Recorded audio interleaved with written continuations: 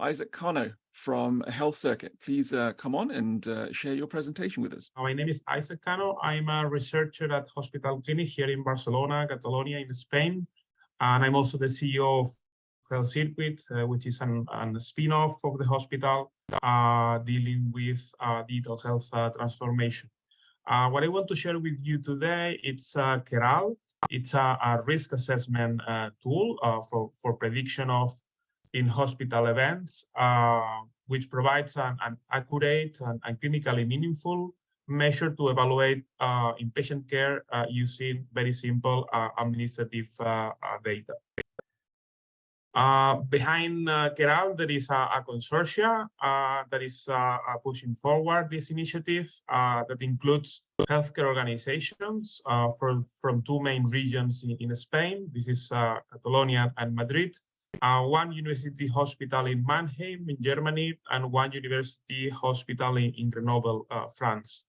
As technology providers, we have InterSystems and Setting together with a startup company that is called Smart Personal EHR is leading the development of the solution towards commercialization.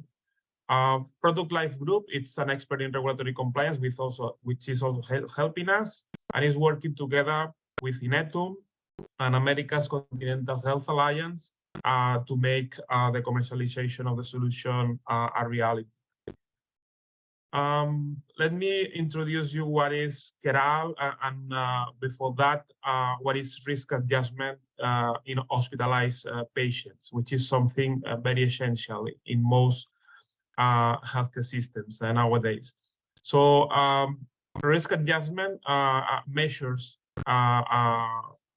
like existing ones like Charlson Index, for example. They take into account comorbidities, and these are very important for risk adjustment of patients while they are hospitalized. However, in this field of hospitalization, the total burden of morbidity goes further than only the comorbidities and depends on three main factors. This is mainly the main cause of hospital admission, the comorbidities of the patient, and the complications during the hospitalization.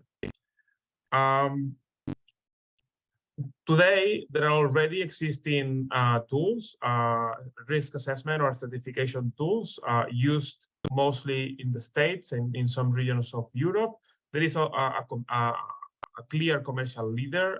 It's the diagnosis-related groups from vendor 3M.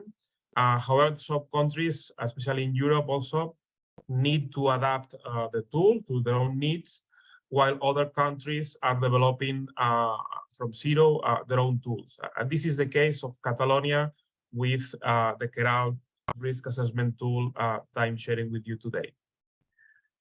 Keral is root on a very important epidemiological importance of taking into account and differentiating at the same time the terms comorbidity, complications, and complexity, which are in broad sense plays a role in the final outcomes of the hospitalized patients. Namely, the main cause of admission is the exposure. The comorbidities act as so the comorbidities that are present at the time of admission are confounding factors, and the complications that appear during the hospitalization act as modifier factors. The Keral tool collects this entire process from this epidemiological point of view with three main subindices. There is one subindex for the main diagnosis, another one for the comorbidity, and the last one for the complications. This makes the tool very flexible because the three indices can be used separately or joined together. We have already conducted validation studies using administrative data from the Catalan Health Institute, which is the largest public health service company in Spain and is affiliated with the Department of Health of Catalonia, and has analyzed the performance of different adjustment measures for three main outcomes of interest in hospital stay, hospital mortality, length of stay, and admission in the intensive care unit. This study has concluded that as a comorbidity indicator, KERALT for comorbidity offers better performance than Charlson and Hauser, which are standard measures, are the gold standards nowadays in hospital inpatients.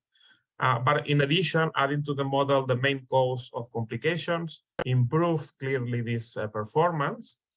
And when compared with the current commercial leader, the all patients refined diagnosis-related groups from 3M, we have also demonstrated a better performance.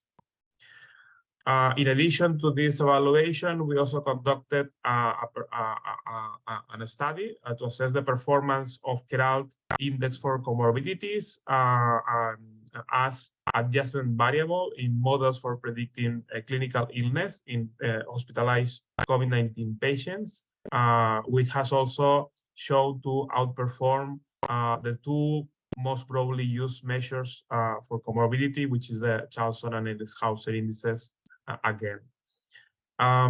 Finally, but not less important, we are currently concluding a third process of assessment in which KERALT has been evaluated with respect to its capacity in explaining and predicting the cause of hospitalizations as compared to the old patient refined diagnosis-related groups from vendor 3M. And the results clearly shows that KERALT indices let us be much more exhaustive in explaining the hospitalization cause.